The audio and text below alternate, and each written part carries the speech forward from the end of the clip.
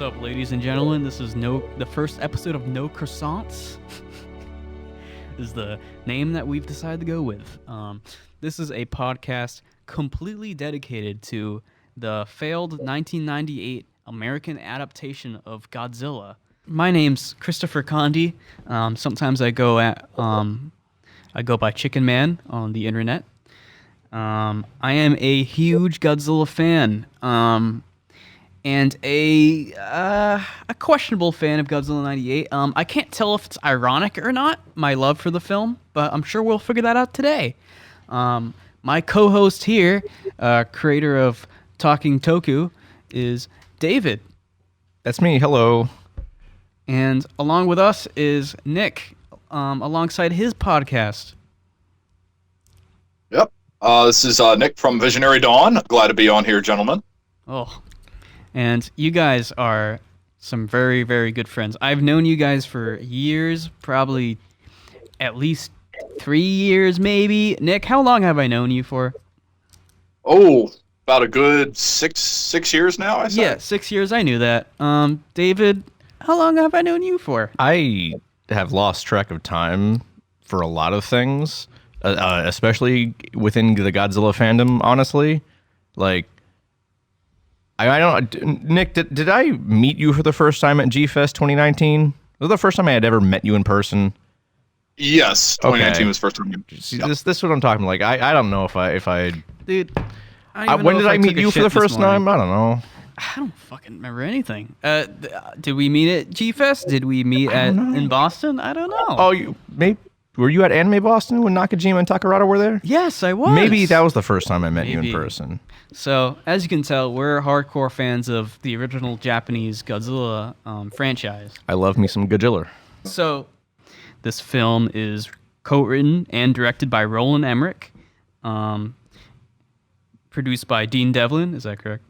And starring Matthew Broderick, Jane Reno, Maria Patillo, Hank Azaria, Kevin Dunn, Michael Lerner, and Harry Shearer. I'm sure I fucked up those names a little bit, but it's okay. No, it's okay. I'm pretty sure you got most of them. As you guys know, Godzilla 98 is a very, very notorious film within the kaiju fandom. Some people love it. Most people hate it. So I wanted to ask, when were you guys first exposed to this adaptation of Godzilla?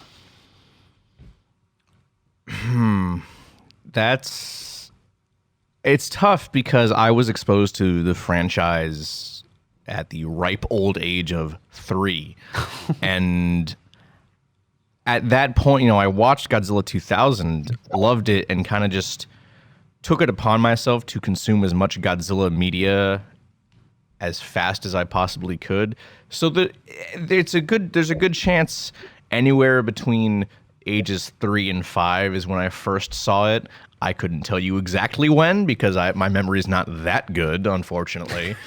But that's probably when I would have first seen the film. Yeah. The only thing I remember when I was 4 years old was me shitting myself. So understandable. At 4 years old? Yeah, I actually do remember it, but that's another story for another time. Okay.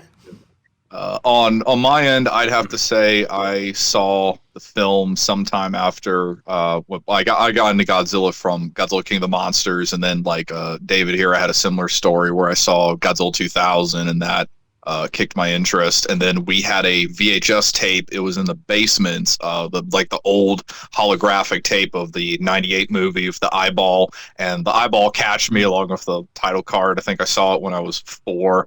My dad or my brother popped in the VHS tape, and then that's how I saw the movie. And the experience has stuck with me because even to this day, sometimes I still watch the original VHS tape with the, Godzilla, the Godzilla, the album ad that shows right before the movie starts. And we'll be getting into that eventually too. The album.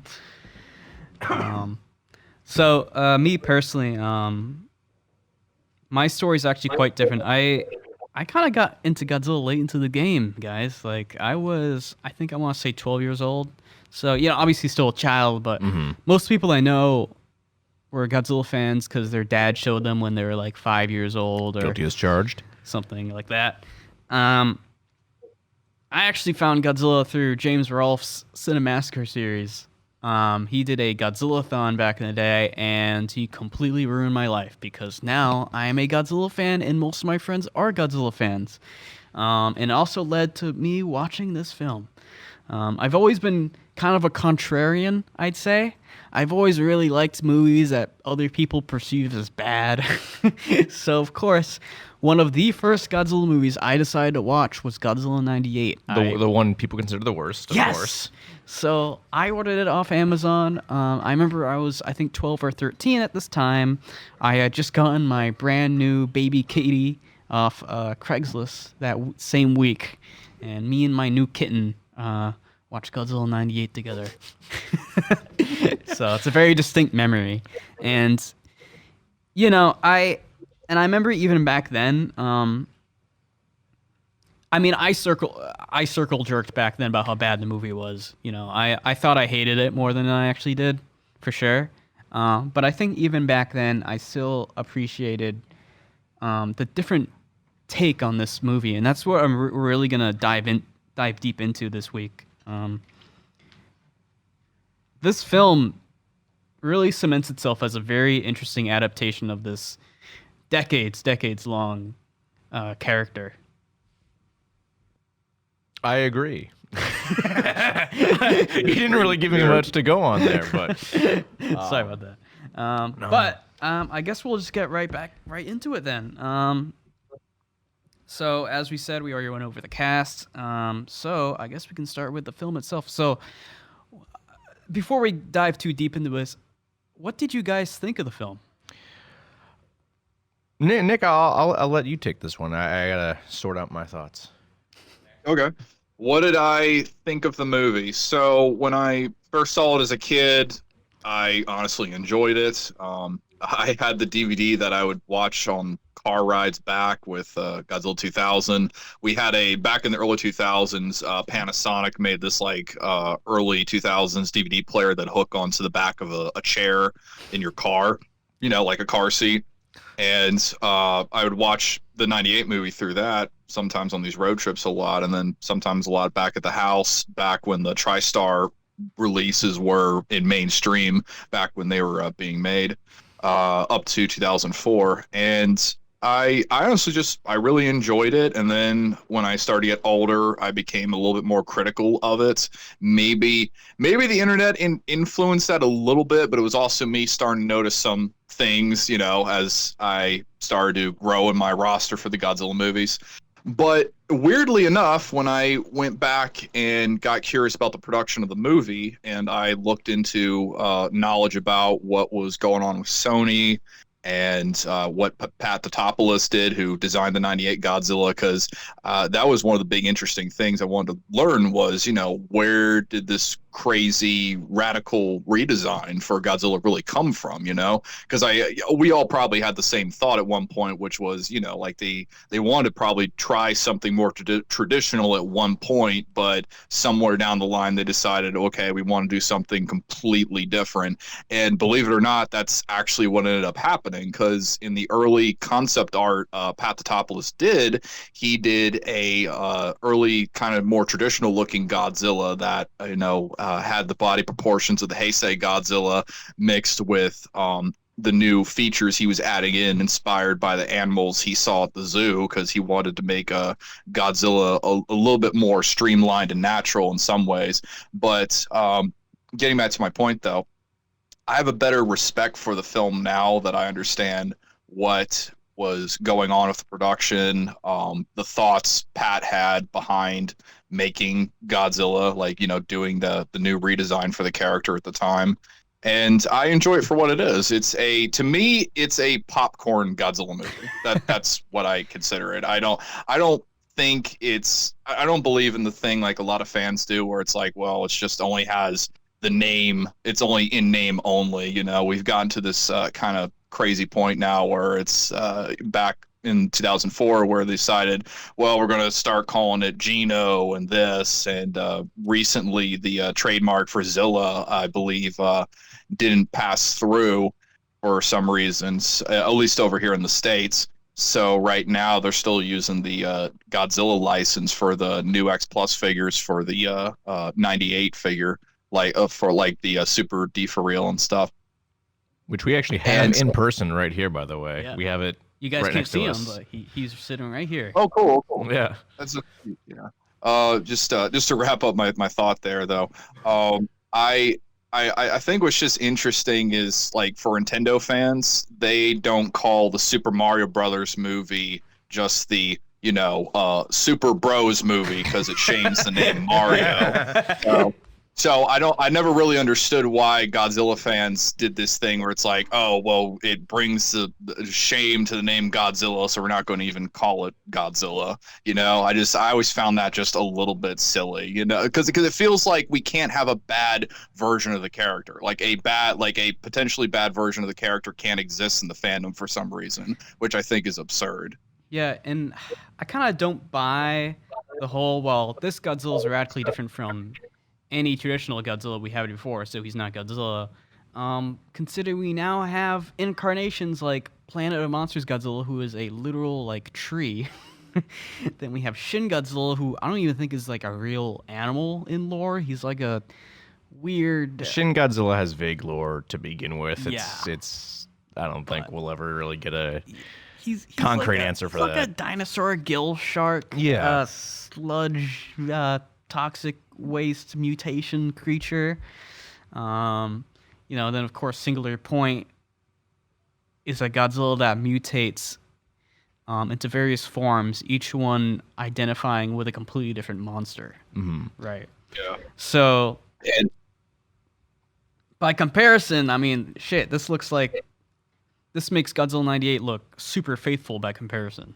So it's like, yeah, It's kind of funny, but you're not wrong, honestly. I mean, no, I'm 100% with Nick on this. Like, I've talked about it multiple times, both in general conversation and on Talking Toku. Like, Godzilla 1998, it is Godzilla. People don't seem to get that legally it is Godzilla. The character in Final Wars and the Godzilla Rulers of Earth comic, yes, that is Zilla. right. But this is Godzilla, like it or not.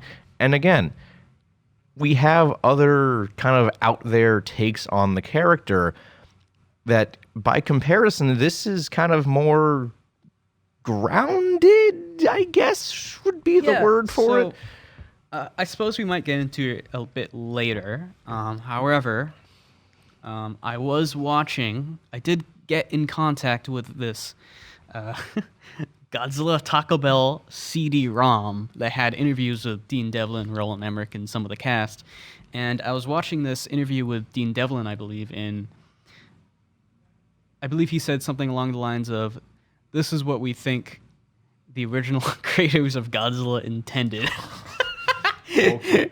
Which is something more agile, something faster, something more dangerous, which I think is objectively incorrect. Let's dig up Ishiro Honda and Eiji Tsuburaya and see what they think. Yeah, they'll be like, "This is the greatest movie alive." And although I do disagree with that statement that this is what the original producers at Toho were intending, I do like the idea that they tried to create a more agile, a more cool, a more edgy 90s Godzilla. Up until now, Godzilla's been a victim of his own weight, I'll say. It's a very polite way of calling him fat, Chris. Well, he's very slow, and whether that be the character itself or just limitations with the suit nation, Godzilla's he's a slow little guy. So they wanted to use CG in this new design to, I guess, create something more akin to the dinosaurs in Jurassic Park. Something with more action, something with more destruction. And in that case, I think they did succeed in the context of the film. The film itself is a classic Roland Emmerich disaster film. It does loosely follow the original story structure of Godzilla 1954, and I know that sounds crazy, but I'll get into that soon. But it does completely ignore and I'd say disrespect the original intention and message of Godzilla 1954. There's no oxygen destroyer. The nuclear message is kind of swept under a rug. The ending makes no sense. It does nothing to satisfy or learn any lesson. It's just its own take. It's its own little dumb disaster action movie. I mean, I seem to recall that Roland Emmerich has been on record saying that he had no love for the original films whatsoever. So, I mean, I get that aspect that, you know, it's a disaster movie of two different kinds of disasters. One is the actual genre, and one is the more metaphorical disaster. Yeah, I mean, look, Roland Emmerich wanted to make a disaster movie with a giant monster, and he wanted to use Godzilla, whether it be for marketing or he just genuinely thought he could make an interesting take on the character. I mean, he wasn't pointing a gun at Toho by force and making him give him the license. Toho approved of this design. Toho approved of this movie. They wouldn't have released it if they could. I wanted to add something else, which was Roland on Twitter not too long ago did say, which was interesting. He said that among his movies, he is appreciative of the fact that the kids love the '98 Godzilla movie. Oh yeah. So he's very proud of the fact, they're parents have told him saying the '98 film is their favorite of their children and stuff, which is Really interesting.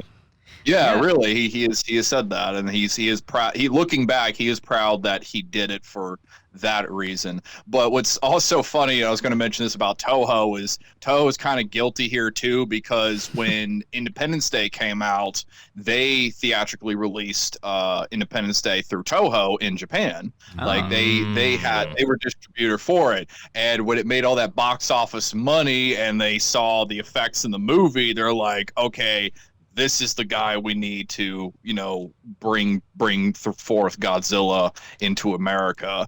And that's why the previous project I was working with, the Godzilla versus the Griffin stuff, got canned, because they didn't believe enough that guy could do it. But Roland could, because he had the proof with Toho's box office and just the teamwork from Patrick Totopoulos and stuff in there. And honestly, there's been another theory that floated out. There's been a theory that floated out, which was that they wanted to do something that was different, with the design and the look. So they wanted a Godzilla that was different than Japan's version, but they didn't want it too different to the point of what we have, with the final result of the movie. Although they did have to approve the final script, so there's been a theory going on that part of the backlash came from the poor box office records, and that's actually what made Toho furious because of that. It wasn't actually the script, because they did have the final say with the story and stuff. They just got mad that the film did not make the record numbers Independence Day did when they brought it over in Japan. Which probably, unfortunately, killed all hopes of the sequel, which we will get into, and we will also get into the original Stan Winston Godzilla that was canceled from Jan DeBont, director of Speed. Yeah, because that's a whole interesting story in itself. Would it have been better than this? Maybe. I mean, the script for that film is available. It's interesting, to say the least. I mean, look, without this movie, say what you want, without this movie, we wouldn't have this whole generation of G fans. There is a ton of Godzilla fans, a ton of people that I know just talking off the street in stores. They say this was their first Godzilla movie. This is their favorite Godzilla movie. They're out there, guys. They're out there. There's dozens of us, literally dozens. But no, you're absolutely right. The fact that this was given such a wide release internationally led to a bunch of new fans spawning, and credit where credit is due. Is the movie bad? Yeah, kinda. But the fact remains that it gave rise to a whole new generation of fans. I mean, it wasn't my first Godzilla movie, but it was definitely one of the first. I actually remember being kind of upset at my dad when I heard, "Oh, this was in theaters. Why didn't you take me?" Granted, I was 1 year old at the time, but you know. Dad, why did you take me to the theater? I wanted to see Puff Daddy. I wanted to see Puff Daddy and Jimmy Page. Don't worry, child. We have a whole episode just for you. And I your can't Puff wait. Daddy Honestly, love. cannot wait for that. Yeah. I don't think a single. I was trying to look up, and I don't think a single other G fan has ever done a review of that album. Well, Because it has nothing to fucking do with the movie. First off, but second off, we'll be the new ones. It's up to us. we broke new ground. Yeah. They did have music videos with the movie. So as tie-ins with the album, just a little tie-in I was going to bring in real fast. They did shoot some stuff on like an extended set as a tie-in with the movie. So the Wallflowers had their little thing where Godzilla's like out in New York City streets while they're playing, and then Jamiroquai had Godzilla step through the theater and break in stuff as a little tie-in they did. I have seen the Wallflowers one and the Puff Daddy video. I will say, the Puff Daddy. yeah. So do we want to like just kind of, talk about the film itself? I know we have a whole list of scheduled ideas we want for episodes. Yeah, so- we should we'll just talk focus about the things. film. Yeah, so I mean, of course, this episode we're talking more about the film itself and its own merit. I do have quite a few notes. Because you just rewatched this last night, right, Chris? Unfortunately, I watched it last night. So, first time I saw it in the... Well, actually, that's not true. I watched it at G-Fest. So, unfortunately, I've seen this movie twice this past 12 months. So, I actually did write quite a few notes. I wrote a list of things I love about this movie. I wrote things I hate about this movie. Specifically, all the cringe lines I wrote down. Every single time I heard something that made me physically cringe, I wrote it down. So we can go through that. Could make for a fun drinking game. And then I wrote down every beat of the story that I thought weirdly follows the original 1954 I'm story. actually very interested to hear about those Yeah. because you were talking about it a little bit last night while you were watching it, but I was like half asleep kind of, so I wasn't really paying attention. Yeah, so I guess I'll just get started there. I mean, to be honest, the list isn't very long, but the mirrors are there. So, just like Godzilla 1954, the original story, it starts out with a Japanese fishing boat that gets sunk down by Godzilla. Shortly after a radioactive test that mutates the monster, right? So, everyone on board is killed except for one lone fisherman who is, interviewed, and he says that Gojira killed him. Or What did Gojira you see, took old down the man? ship. Yeah. Except, and this is in my cringe moments list, except in this version of the story, Jane Reno flashes a lighter in the man's face for I have seemingly no seen reason. this film so many times, and I could not tell you why he does that.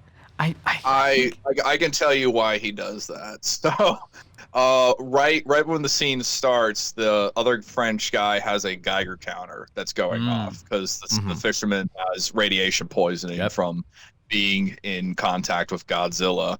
He pulls the lighter to try and get him out of his shock, and he's basically threatening him. He's saying to him tell me what you saw or else I'm gonna burn you. Because at that little mini hospital that they're at and stuff, there's barely any staff in the room except for that one nurse, and the French Secret Service guys are surrounded the place because there's 4 guys in the back and he's right there. So with the lighter he's got to the guy, he's like, okay, you're gonna tell me what you saw or I'm gonna burn you with this. Basically, he's threatening the guys. Yeah, really messed up, but he's a French Secret Service agent, and I wouldn't be surprised if the guy's killed people before, assuming what him and his branch in the film have done, because his other 4 guys he's got with him are French 4 Legion dudes. So anyway, continuing on. Yeah, so of course later down in the film, a bunch of researchers, scientists, and Nick, the worm guy, investigate the footprints at the what I call the ground zero, where the ship was found. And fun fact, I believe this location is the same filming spot as Kong Skull Island and Jurassic Park. I don't know that for sure, but I'll take your word for it. You know what? Yeah, I'm just gonna say this fact. And we're right. We have a podcast, so you know everything we say is 100% correct and factual. You don't need to do any further research. So, like, just no. So, of course, that scene directly mirrors the scene where the scientists find the trilobites in Godzilla's footprints in the original 1954. Of course, completely ignoring any and any thematics. Any thematic reasoning for that. Yeah. And then, of course, you get the classic "you're standing in it" line. Could you imagine Dr. Yamane in the first film looking around saying, "I don't see it"? Oh my! I almost, now that you say that, I almost want a version of Godzilla 54 redubbed with some of the lines from '98. I think that would be hilarious. No. Don't worry, that'll be our grand finale of this whole podcast. Yeah, that'll be fucking hilarious. So of course later on the road, Creature makes its first attack on the city, much like in 1954. And later down in the film, the military attempts to kill the creature while it resides underwater and falsely assumes that they did, in fact, eliminate the threat. And then the monster comes back and attacks the city again. And then the most obvious answer, at the end of the movie, both monsters are killed. But again, in 1998, any thematic reasoning as to why he would be killed is completely thrown out the door, and there's no lesson to be learned. In comparison to Godzilla 1954, where Serizawa sacrifices his own life to use the oxygen destroyer to kill Godzilla so no one else could use the weapons for mass destruction. Yeah. That's my breakdown of why I think this movie actually is somewhat faithful to the original movie in a way. You've convinced me, but I mean, this is good luck convincing like anyone else. I mean, don't get me wrong. It still completely disrespects the original movie. No, 100%. But hey, you have the receipts. You've given the proof. I hope people will listen to us and be like, oh, shit, they're right. Yeah, I have to agree on that too. That it does throw the message right out the window. And you know, something funny I was going to mention, and I've always noticed this, for whatever reason, whenever the chance comes for America to remake or like try to reboot Godzilla, they always throw the blame for Godzilla's creation onto somebody else. But Japan's like, oh no, America, you screwed up. Like, this is your fault. I wonder why that could be. Yeah, but then when America does it, they throw the illegal French bomb test, which is where this Godzilla comes from. He comes from the Morona bomb test from 1967, which was a French illegal hydrogen test that got the the country of France under hot water from the UN and America internationally from that, because they blew the bomb up on a Polynesian island they were not supposed to drop it on. I think it's just funny that they did that. It's like, oh yeah, we're not gonna go and make it known that we did this, even though it would have made a much better movie, I think, if we finally got around to that, because that would have been interesting to just kind of see, like, for the first time, a sort of accountability arc thrown in there where, you know, the American military has to deal with its own hubris of dropping these, you know, hydrogen tests in the Pacific, and then having to deal with Godzilla as the punishment for it. In fact, that would have made the ending of the movie where Godzilla does die guy on the bridge in front of the military a little bit better, because then it would have thematically in some way worked to its benefit had it been the Castle Bravo origin, America's fault for its creation, because then it would have been like, this is mankind basically just butchered nature, it came back to bite them, and they just repeat the process again, killing it in front of them, like, killing their own child in a way from their nuclear tests. Right. I mean, have you ever noticed that, Japanese monsters and beasts, Godzilla, and I'm sure a bunch of other kaiju, mutated by nuclear weaponry, nuclear bombs. Meanwhile, in America, we got like Superman, who's like has some sort of nuclear element to him. He's a hero. American media, especially back then, kind of likes to ignore that we kind of nuked Japan 2 times and like killed a bunch of innocent people. To be fair, like, can you blame us? Yeah. And do we really want to be reminded of that every year, multiple times? Right. But and I do think there is an interesting moral argument to have there about that. And this movie would have been a very interesting like plot point in this movie. Like, like this is what we did, and it's coming back to haunt us. Mm-hmm. I mean, that's the entire point of Godzilla, Mothra, King Ghidorah, giant monsters all out attack. That's what Godzilla is in that film. Yeah, he's like the spirit of like a bunch of dead victims of World War II. Right.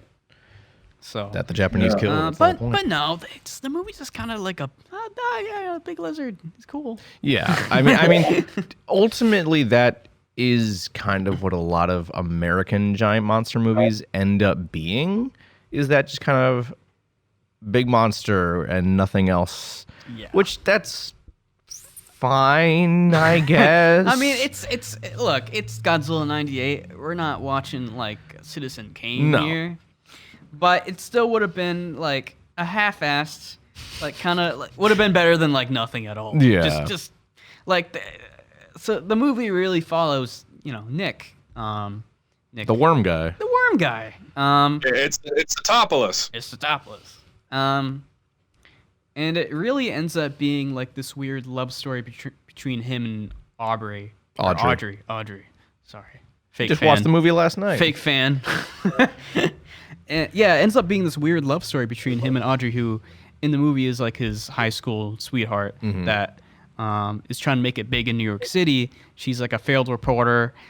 She lies to Nick and tells him that she is a reporter, and later in the movie betrays Nick and steals his tapes and uses it to advance her career.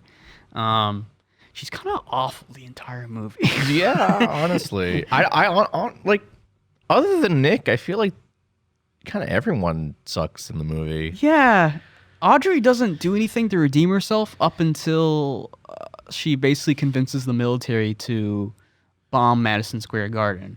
But even then, that's not really much of a redemption. I wouldn't like put a ring on that. Man. Yeah. You know what I mean? like cool, but like you still like. Which I could be misremembering. I want to say the unmade sequel did have them getting married, didn't it? I'm not sure. Yes, and then the French guy steals him right when the wedding's about to happen. Yeah. It's just hilarious. He's like, no, this romance ends now. Maybe it's a good thing we didn't get the sequel then. I've not read that script in years, so we'll be taking a look at it together later down the road. But the characters in this film are. I mean, how many times can I pull this? It's a Roland Emmerich movie defense. It's. I have some of my favorites. I actually did quite like Matthew Broderick's performance. I think he did the best considering the script. Audrey just seems like such an irredeemable character. Victor Animal, the camera guy. I quite like his character, but he doesn't like do anything besides like provide comedy relief. I mean, that's helped in no small part by the fact that he's played by Hank Azaria, who is a very good actor. Yeah. But I mean, I think we can probably all agree that the star of the show is Jean Reno. Oh yeah, dude, Jean Reno's. He is. I mean, there's a reason the title of this podcast is No Croissant. He is hands down my favorite character in the movie. Every single time I was watching this thing last night, and I actually got excited when he was on the screen. Like he's funny. He's like his character's just like fucking ridiculous, and he didn't necessarily save the movie, but I really like seeing this like kind of secret agent side of Godzilla lore. And like to be honest with you, I couldn't even like really tell you why he was there or why he was in the movie. Well, because he was like trying to cover up what the French government did. Right. Yeah. Yeah, he was there with the French Secret Service and Foreign Legion to seize any military tapes that they might have on Godzilla, and then to cover it up for the country's name, fearing that if internationally it was known that Godzilla came from the illegal Verona bomb test, that the UN would punish France again. Do you think the kids watching the movie got that? I certainly didn't when I watched it. I was like, cool, soldier. You thought, cool, funny guy making Elvis joke. I like that. oh, thank you very much. Oh yeah. He gives it away in the scene where he says like you understand I'm a patriot and I love my country, right? And then they talk about the French legal tests, and he says yes, we're here to clean it up, and that's basically it. Mm. Yeah, I got a few. Unfortunately, I do have a few Reno lines in my Your cringe list. Your cringe compilation. Yeah, my cringe compilation. So there's quite a few. He has while we're on the subject of him. Let's see. I mean, I almost feel like watching this movie, I could probably, for some people at least, could be like watching the Star Wars prequels just for the memes. Yeah. No, there's a few. There's a few of I hate sand type lines in this movie. I mean, the biggest one is that's a lot of fish. Yeah. That's a lot of fish. That's a lot of fish. And don't worry, that was in my list too. Or the other one, which is he looks very angry. Yeah. That's the other one. You know what? Screw it. Lightning rounds. Let's go through some of these lines. I have, sir, I think your story just walked by the window.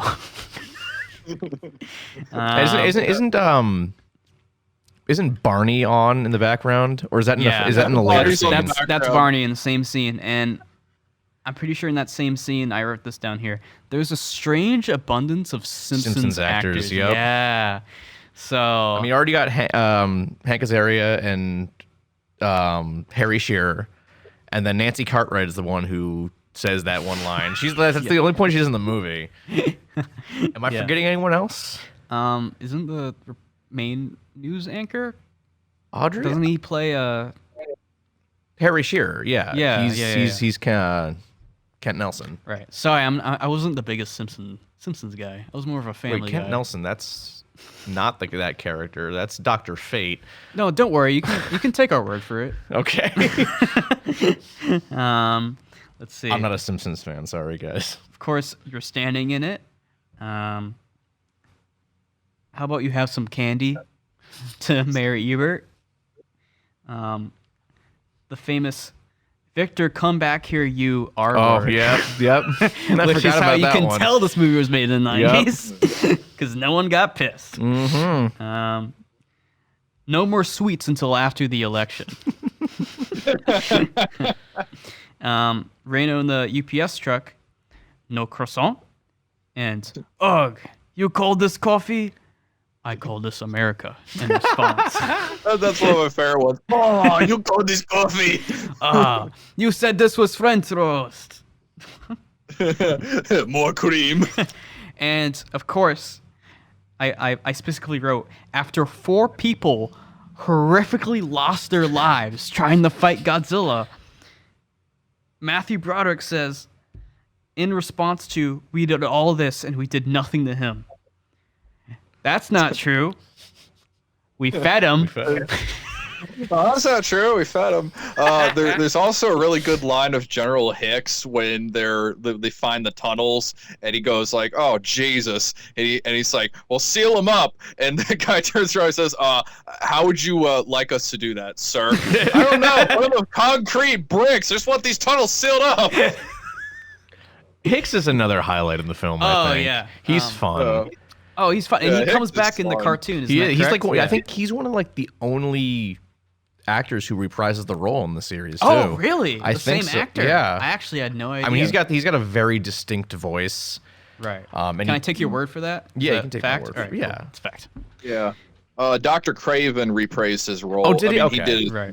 too. Yeah, same guy. Dr. Craven was in there as well. Right. Everyone else was recasted. I think so. I feel like that's another meme word to the eye. The sorry, summer cold. That one always stuck out to me personally. I really like Audrey's. Where was the fun in that? In response to finding out that Godzilla's Oh, yeah. asexual. Yeah, where's the fun? See, that wouldn't fly today. And then what's with the chewing gum? Makes us look more American. Elvis Presley movies. He was the king. Oh yeah, I'm fine, sir. Thank you very much. Oh, thank you very much. In reference to the scene where the French agents are trying to sneak into the site. Strange bunch of strings. Yeah. So another thing I wanted to talk about is in relation to connecting this movie to its roots is the film actually does use a lot of summation and miniatures, and you guys can't see, so just take my word for it. I actually brought in some miniatures from the filming of the movie to the podcast. I was today. wondering what that was. So these here are seats from Madison Square Garden. That's cool. And if you look, you can see webbing from the baby Godzilla eggs. God, that's awesome. Yeah. I believe those yellow bits are railing pieces. To be honest with you, I have not quite found exactly where they are in the movie, but I think the seats are used in maybe like one scene, one shot of the entire.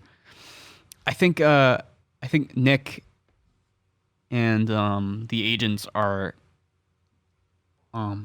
flashing their flashlights around, and they I think it zooms out to this entire Madison Square Garden scene, and there's 300 eggs around, so a lot of these eggs were casted, a lot of these seats were made. These are not the only seats in the world. There's quite a lot more. If you go looking for Godzilla props, if you are into collecting movie props, you'll probably find the seats pretty easily. I know what I'm spending my next paycheck on. And I can find some for you. I actually do have an egg mold coming in the mail. Oh, from really? Japan. Oh, Yeah. that's cool. So I don't think it's screen used. I think it's the mold they used to make the other eggs. We can talk about it later. But I do also own a concrete railing, like a highway railing, and I haven't quite found out what scene it's used in, but I've nailed it down to either the "That's a Lot of Fish" scene or Godzilla's death scene. Then I also have, besides that, I just have a little pigeon, which I don't think is possible to find in the movie, if Probably it's even not, in there. no. And a small can of tuna. Okay. There's some other props that are pretty easily accessible to find. There's a lot of facade pieces of the what's that building called in New York? Chrysler Building? No, the triangular building. It's shaped like cheese. The Flatiron. Oh. Yeah. It's like, what are you talking about right now? There's some facade pieces of those floating around. Of course, there's some other things like I think there's a Godzilla prop head. I'm sure that's sure- very expensive. Yeah, I think there's a few floating around, but I think most of that stuff's like long Yeah, oh, I'm rotted sure. away. Yeah. They used to have a couple of the fish props from the a lot of fish scene online, along with the miniature Godzilla eggs. Years ago, they listed the latex fish. Oh, And No, I'm they disappointed I were missed they out were on only $175, and I was like, Mom, can I please get the fish for my birthday? that's And then not my terrible mom was price. like, that stuff's a scam. I was like, I was like, why would you want a fake fish? now I have my own money, so I can get scammed Yeah. as much as I want. Exactly. But there's also some other fish. I believe there's some like bait fish that like the same stuff you get at the tackle store. Oh, really? They just like took a mold of that and used that a lot. So my point being is practical effects. Even though they did use heavy CGI back then, they did use lots of practical effects. They actually did make a suit for Godzilla himself, and I don't know or believe that any shots of the suit made it to the final film. I think part of it is when Godzilla first makes his appearance, like coming up from the sewers in front of Nick. Right. I think that is a lot of suitmation. I know when he comes back after the destruction of Madison Square Garden, that's also a lot of practical stuff too. Right. And I know that they do use an animatronic Yes. for the taxi scene. Which is a very impressive on an animatronic. Oh, yeah. Very it's impressive. amazing. I'm sure it's long gone now, but that animatronic was amazing. If you get to look at back to behind the scenes photos of that animatronic, the details are incredible. So, along with that, we also have what's more easily to tell in the movie is most of the baby Godzillas use suitmation. I say they use maybe 70% CGI, 30% suitmation in the movie. It's actually a bunch of suit actors they're on what do you call them? On their feet. Roller skates? Like wheels? Were they? I feel like there's I don't know what you're talking about. No, they were on stilts? Yeah, stilts. Stilts. They're on stilts, and they managed to fit into a T-Rex position. You know what I'm thinking of when I said roller skates? I think I'm thinking of that Robot Chicken sketch where Emmerich and Devlin are thinking, let's make Godzilla 2 and make it even worse this time. Yeah, they made it a ice. musical. Yeah. So, and I might actually talk about that later because in another episode I wanted to talk about the legacy of this movie. That would be a phenomenal episode, I think. Yes. So, point is, this is actually, it's just another Godzilla movie with suitmation. And I always tell people that the first Godzilla movie not to use any suitmation at all was 2014. Correct. And in a way, I suppose there's still the life of it because with the motion capture, yeah. Yeah, the motion capture. And I forgot his name. I met him a long time ago. Storm. TJ Storm. He is a great guy, by the way. I'd love to meet him someday. He seems like a really cool guy. Yeah. So Shin Godzilla 2014, neither of those movies necessarily use suits, but they do use motion capture, which in my opinion is, still keeping it alive. It's got the spirit for sure. Yeah, of course. So next thing I want to talk about is what are some standout parts of this movie? Because we can talk about how bad this movie is all day, but let's focus on the good right now. I want to talk about some particularly standout moments in the film. Obviously, we've made it quite clear now that it completely ignores the original message of the film. So, as far as story goes, you just kind of have to take what you can get. For people that are fans of action, there are some very good monster bits in this movie. Godzilla dodging the missiles before they impact into the Chrysler Building. Godzilla climbing on another building and roaring as the lightning strikes behind him is an amazing shot. And my personal favorite part of the movie and favorite concept of the movie is the Godzilla babies.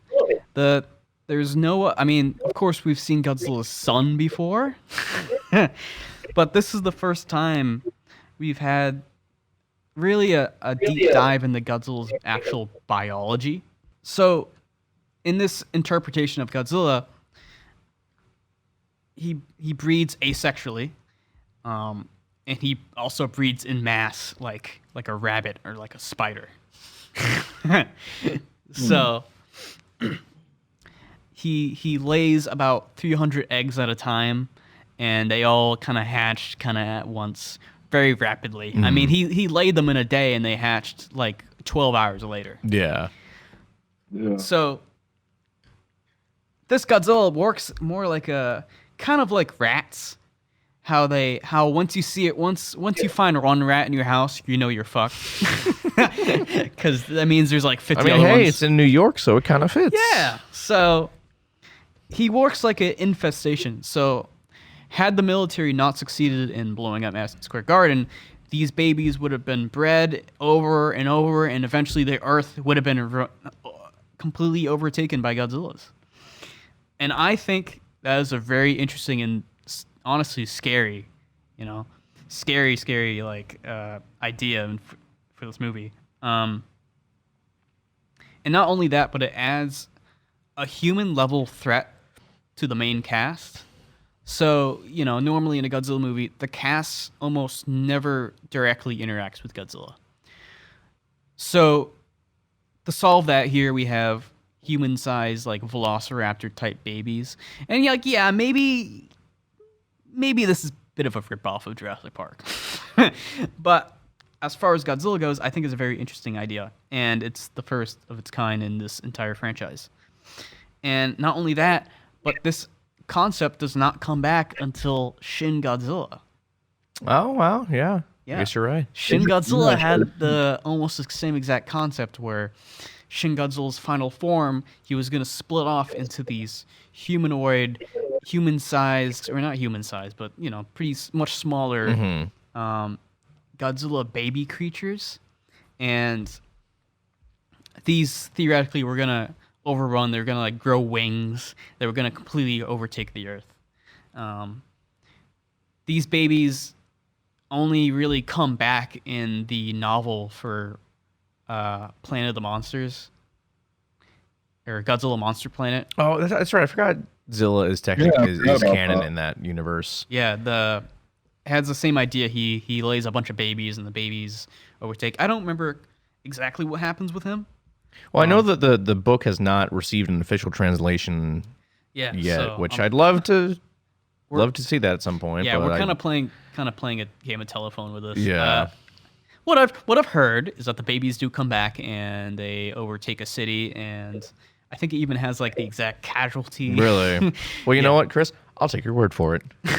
You know what? It's fact. I'll be taking your word for that as well. I like how this is already our first running joke of the podcast. I'll take your word for it. I'll take your word for it. Yes. So anyway, that's my personal standout of this film. You know, there's some other bits. I kind of liked how the ending had Godzilla directly chasing the cast in the taxi, and I think it's kind of fun because it kind of treats him like a real animal almost. Like if you've ever owned an iguana or a lizard, they're kind of like cats in a way, and as far as curiosity goes. And Nick might know more about the actual reptiles themselves, but I know my buddy, my little crested gecko, he's always trying to eat me through the glass. Every time I walk in the door, he's, you know, stuck to the glass trying to look at me. So I think I kind of liked seeing this curious kind of cat side of Godzilla. Yeah. I was gonna add something about the behavior and stuff. I think what I like what's interesting is like how swiftly he moves. Like his design's very aerodynamic, the way that they slimlined him, and I think it's really cool to see him like charging at such a fast pace throughout the film when he is on screen. Like there's sometimes he's slow, but most of the time he's running like extremely fast through the streets. What actually cracked me up, and I don't know if this was intentional or not, but if you've ever like been around a green iguana, which is the type of lizard this Godzilla is mutated from, is a green iguana. What cracks me up is when they turn around really fast and Godzilla loses his balance and he slides across the floor. So what cracked me up about that was in real life, I've seen that kind of thing happen because, see, like green iguanas, they can turn, but they're not very good at doing sharp turns that quick because of their body weight from like the tail to the head. So it cracked me up when I saw it do that. I was like, oh, haha, I see what you did there. Like I thought it was like might have been a real reference to like, you know, even though he's a mutant version of the lizard, he's still just a green iguana in a larger body. Because he still has that problem where he cannot turn around that fast, even though he's you know walking upright, which is pretty funny. Yeah, and I mean, I suppose the original incarnation of Zilla, he's very animal-like, not very intelligent, but has animal-like motives. Like he's motivated by food. He's trying to find safety. He's scared in this film, or at least that's how I interpreted it. and he's trying to breed. He's trying to carry on his genes. So and then when we get to the cartoon, which we will, that his baby Godzilla is much more intelligent, much more empathy for humans. I say. I mean, he basically acts like a pet. More or less, yeah. But in this original he really film, does. I don't know. I really like that. I personally like that interpretation. I think they could have still executed it a bit better, but I think they're on the right track with that idea. Yeah.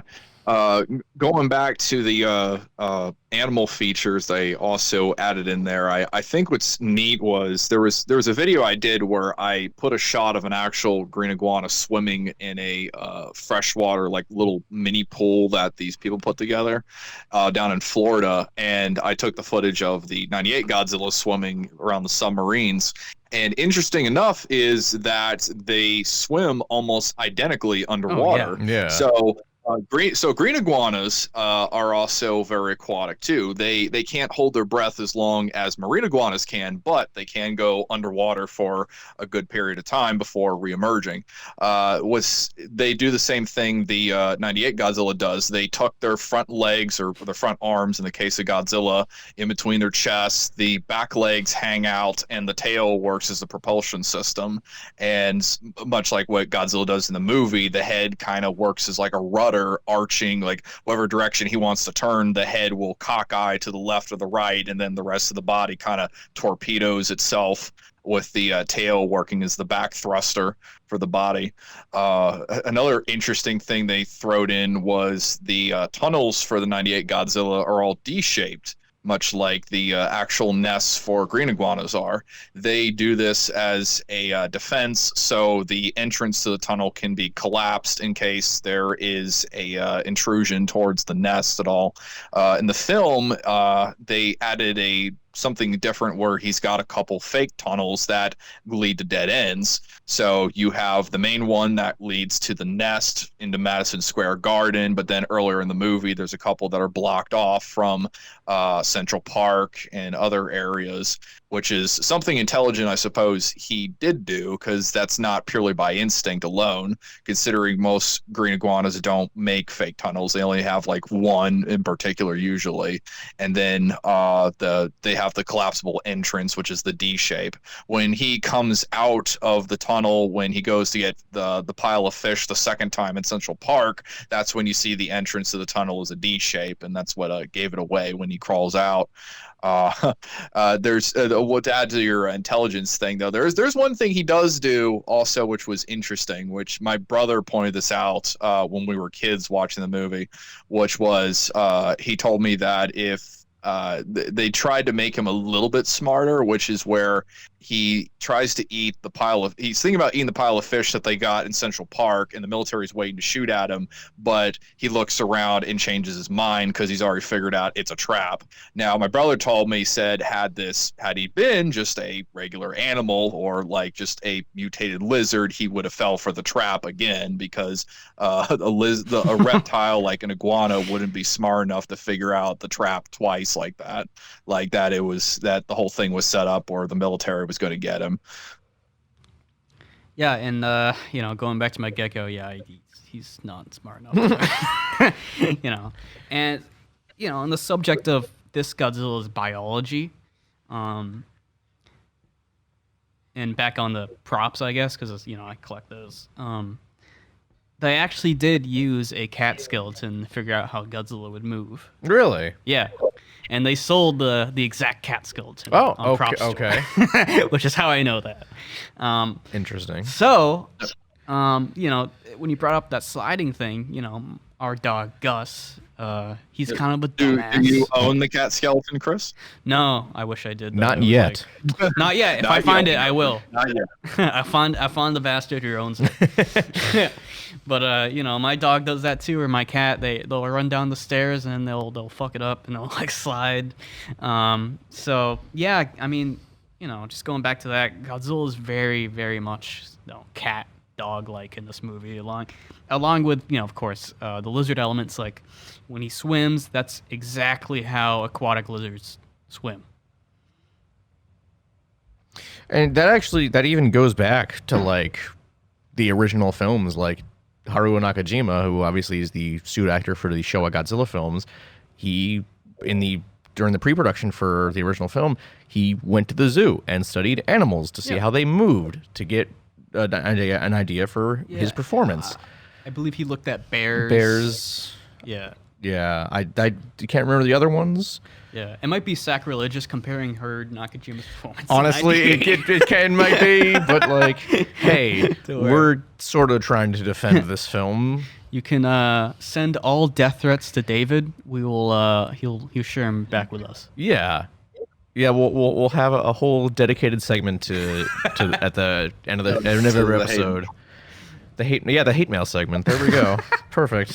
Maybe like back then, 10 years ago, I feel like the hate circle jerk kind of calmed down a bit. I think people respect him more. It's actually really kind of refreshing because for a long time, I mean, I still see it nowadays, just not as much, but people kind of talk about this film in the same breath as something like Star Wars: The Last Jedi, which I don't hate The Last Jedi either. I don't like it, but like people act like this is the worst thing to ever happen to kaiju media, and that's just not true. To be fair, The Last Jedi is way worse. We're not going to get into that. Oh, certainly didn't think so. Sorry, what was that, Nick? I said Toho certainly didn't think so, considering they used two elements from the plot twice. Exactly. They had the first Godzilla Felis, or the child Godzilla Earth, get killed by drill missiles in the first anime film, and then they had Shin Godzilla asexually reproduce, which also comes from a supposed like regular marine life animal that got mutated. Yeah, and now that you reminded me, because I'm not the biggest Monster Planet fan, but isn't the Servum actually quite similar to the Godzilla babies in this movie? They're offspring of some sort. It's been a while since I've seen them. I don't remember if they're a direct offspring or just like a common ancestor. I know they have like the Godzilla spines and like they share DNA or something. Yeah, I want to say, because it's been a couple of years since I've seen anything from the Polygon trilogy, but what I seem to recall it being is that a bunch of like life kind of just descended from Godzilla. Right. I want to say that's what it was, but it's not really. I don't think it's a defense mechanism. No. Or a essential part of the biology. No, it's just kind of they're there. Yeah. That's kind of like the whole. We're just kind of like we need to sell more toys, so here's the Servum. Yeah. But yeah, I don't hate this movie. I really don't hate it. Me neither. I mean, come on, bro. It's got so much. Dude, they got like a Puff Daddy in there, dude. They got Godzilla. He doesn't even breathe fire. He just kind of blows on some cars, I think. And they explode. What is it called? What do they call it? The power breath, I think, is the official name for it. I still don't know if it was supposed to be fire in the original movie, but they did when they brought the American Godzilla, which they called him Godzilla USA back then.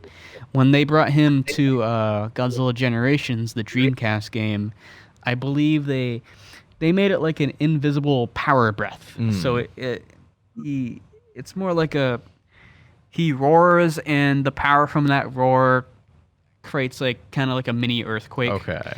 So I've also seen the theory that it's like his breath is combustible. Right.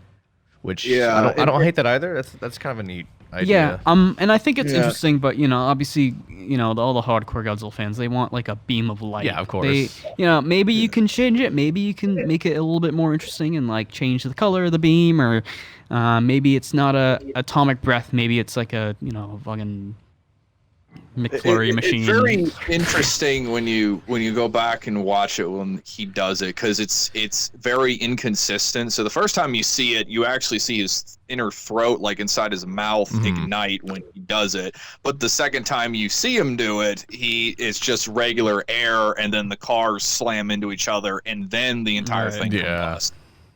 So it almost seems like that there is some sort of thing there, but it needs something else to combust for it to turn into fire. Yeah, is what it looks like. And then, of Or- course, or- Godzilla Jr. in the series, he has actual atomic breath, Right. so who the And- hell knows, honestly. Yeah, and like I said, I don't Yeah, want to talk like, too much who about it because we're knows, gonna have an so- episode about it. Yeah. But Godzilla the series itself is basically a whole homage to the original Godzilla series. It, you know, Yeah. if you look at the concept art, most of the monsters before they had a name were straight up named after Yeah. Toho monsters.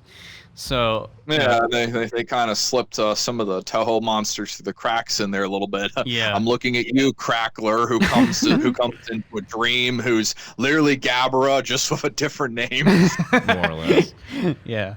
So speaking of abilities, did any of you read the original Godzilla novelization, the '98? Are we talking with the big novelization or the junior novelization? I've read the didn't- junior novelization. I didn't read either. I just kind of spark notes it. Okay. But I heard, because these novelizations are usually written alongside the movie, and they're based off an earlier Yeah, so it's kind interpretation of the script. dubiously canon. So I do believe, and quote me on this. This is fact.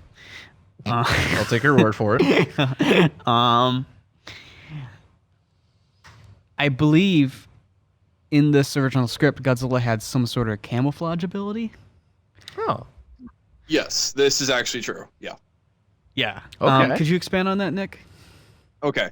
So in the art of Godzilla '98, which was released by Pat Totopoulos in Japan, that goes over the whole production process of him designing Godzilla, it's mentioned that the original concept of Godzilla's color scheme is purposely based off of the New York cityscape. Right. And one of the abilities Godzilla was supposed to have was to be able to camouflage himself in with the buildings, and also be able to kind of like, I wouldn't entirely say turn invisible, but just blend in enough so he could like stand there and you wouldn't even know he was there. Like, I guess going between two skyscrapers and he's there, and then he can run and stuff. Yeah, and that kind of makes it into the film anyways, because they lose him like really easily. Oh yeah, but it would have made. Yes, yeah. They should have kept it, because that would have made more sense than like, how the fuck did you lose a giant lizard in New York City? Because New York City Yeah, really yeah. isn't that big.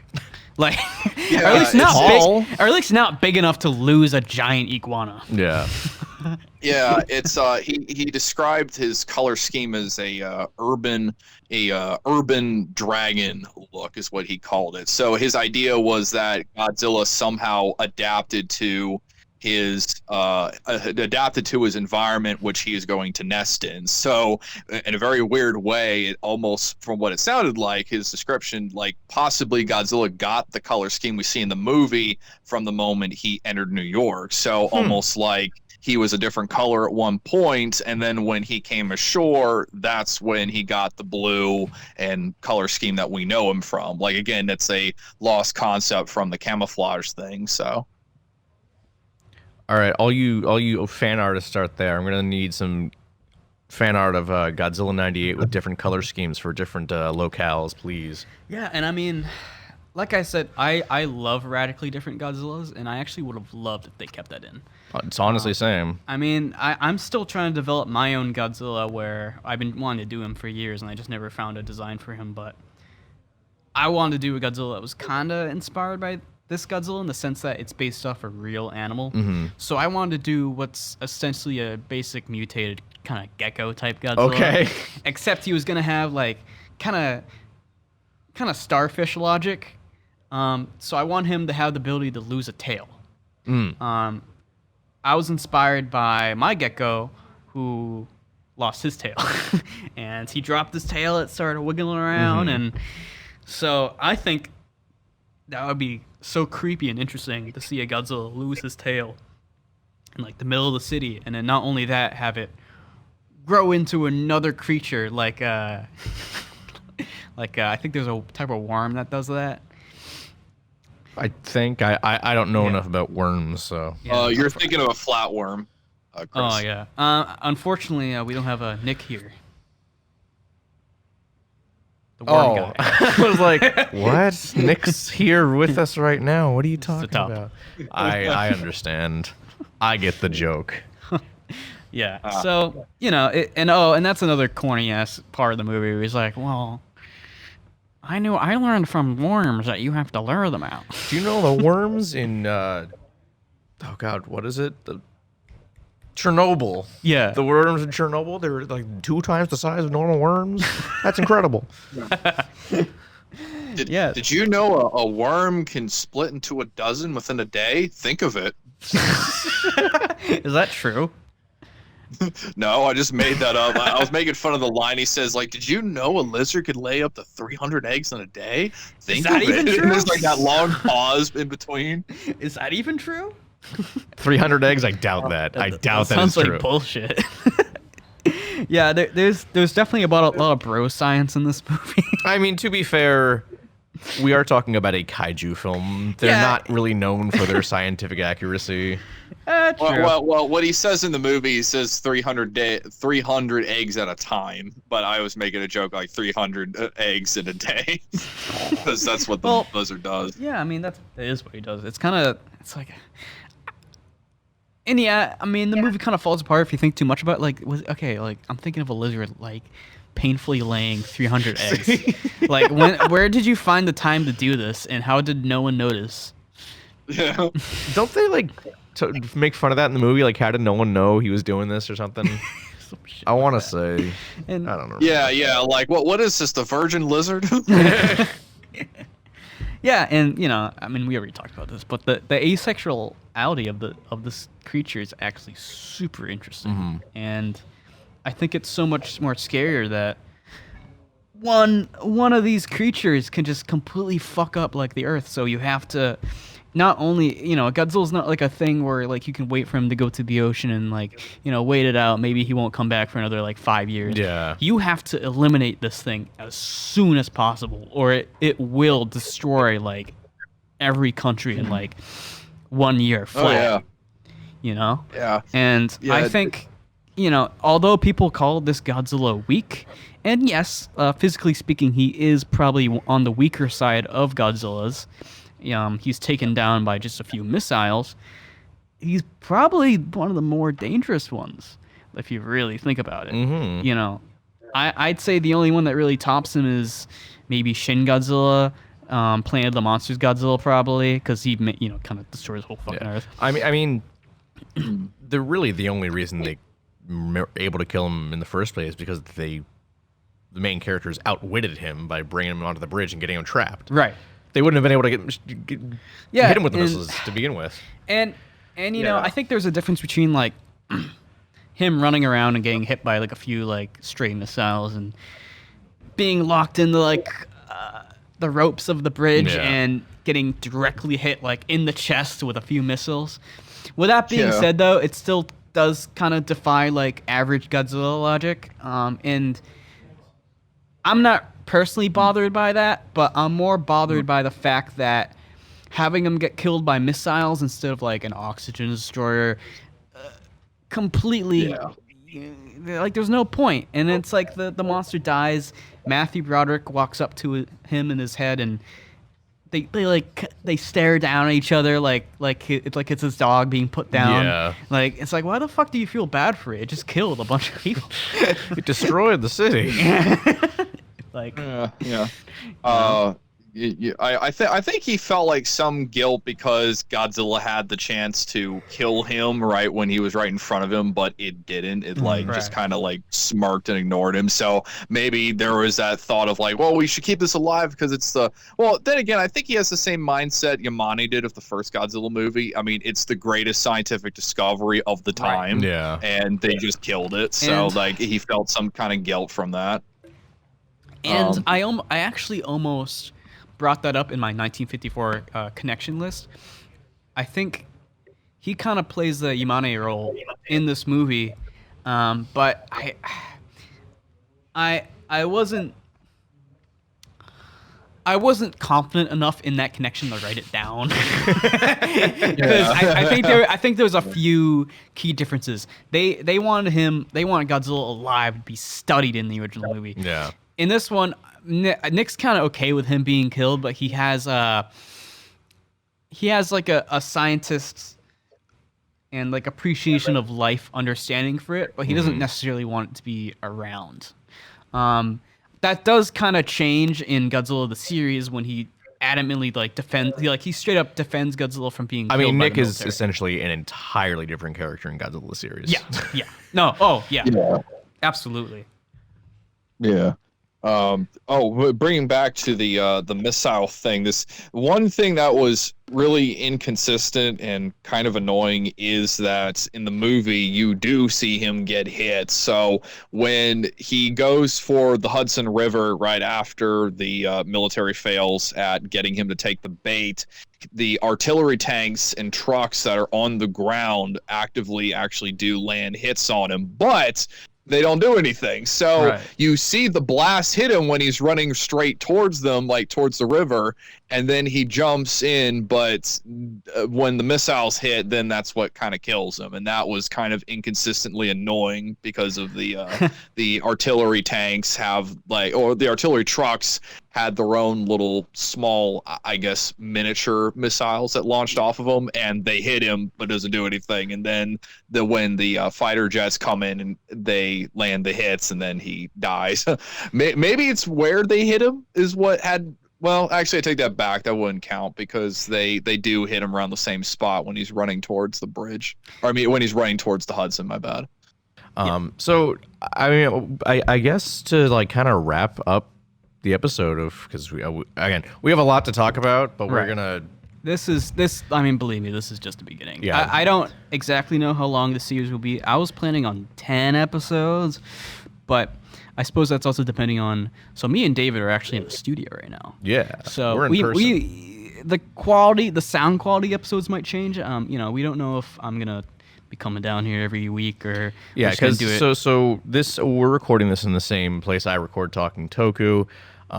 Chris is about an hour and a half away from me. Yeah. I don't really want to put him through driving that far every week or however often we end up Right. recording this. So we'll see how that plays out, especially considering Talking Toku will be starting back up for the new year very Yeah. soon. So we do have quite a few things planned. Of course we want to talk about Godzilla the series. We want to talk about Godzilla the album, which I don't think a single G fan has done a review on. I cannot wait to do that. I cannot It's gonna be fucking really, wait really to do- fun. We're gonna have a couple music nerds come in. We'll figure it out. It might be a little bit too many cooks with like all 5 of us. I really I want to do that, and I really want to do an episode on the marketing for this film Oh, because that's yeah. like one of the biggest things Yeah. about the movie is the marketing So- campaign. Absolutely, the marketing. And then I wanted to talk about a little lost media mystery.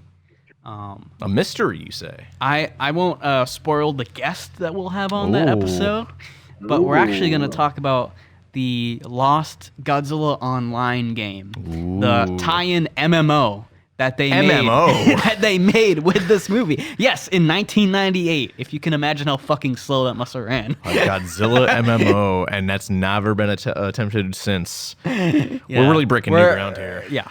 So no guarantees we'll Oh, get here the he game. is. Here he is. Hey, Howard, come over here for a second. All right, what's poppin'? Which mic am I having? Just do this one for now because you're only on here for 2 seconds. Sick. So this is my good pal Howard, my co-host of DCM, Doritos Connections, and Mountain Dew. Now, Howard, we're talking about future episodes for this podcast. Would you or would you not want to come on here with us to review Godzilla the album? Oh, Dave, I thought you'd never ask. There you have it, folks. Howard will be on to talk with us. Oh man. Yeah, so right. we'll figure out exactly who's going to be on what episode. I'm still trying to line up some guests. I know for the album, I really want to get a sound engineer or someone that worked on the album. Can we get Puff Daddy? I don't think we can get we Puff. get Puff Daddy? Have you ever seen Puff Daddy and P Diddy in the same room before? You know, I don't think I have.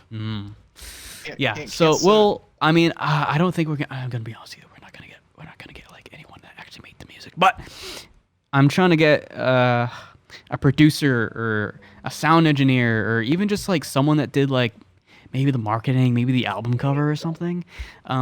Every CD comes with a full list of credits. So I'm just gonna go through that one by one. Hit up some LinkedIn folks. Assuming they're I'd still also around. like to do an episode if we can on the Patrick's process into the '98 Godzilla Of design. course. I mean, shit. I mean, if we could get anyone that, I would absolutely do a whole episode just on the process. If we could get a guest that maybe helped on that process.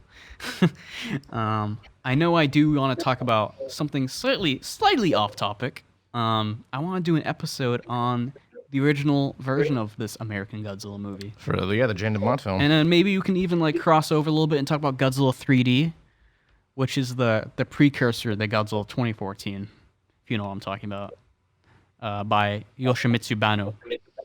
Oh, Godzilla 3D to the max. Yeah. So With lots of canceled, Yeah, the whole Deathla failed thing. ideas for American Godzillas that eventually led to not only 1998, but Godzilla 2014. And you know, love or hate 1998. It's the reason why we got Godzilla 2000 so soon and kicked I off know. the Millennium series. So who knows? Who knows what disaster 98 probably caused in butterfly effect. All right. But yes, that'll be for future episodes. And I think sounds like all of us are very excited for it. Yeah. Quick shout out to Nick Shev for helping us name this podcast. Shout out to Matt Frank for making Zilla relevant again. Honestly. And Ruiz right. Yeah. And kind of toning down some of the hate over the years. Shout out my mom for giving birth to me. And shout out Chris's mom. Shout out to Chris's mom. And before we end off, is there anything you guys would love to plug right now? Well, I'll plug my podcast, Talking Toku. Again, we're on the our end of the year / beginning of the year hiatus, but we'll be back on, let me double check the actual date. I think it was the 20th, January 20th. Let me just double check my calendar. Yes, we will be back January 20th. I don't know if this will be up by then. We'll see.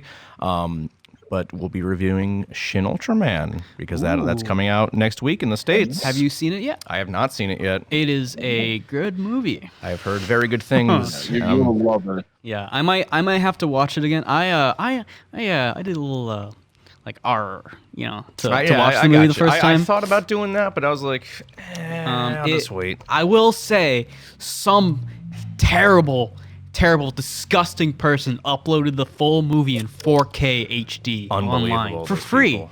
That's fucking disgusting, dude. Terrible people. Disgusting. And you can watch it for free. Just on a quick Google search.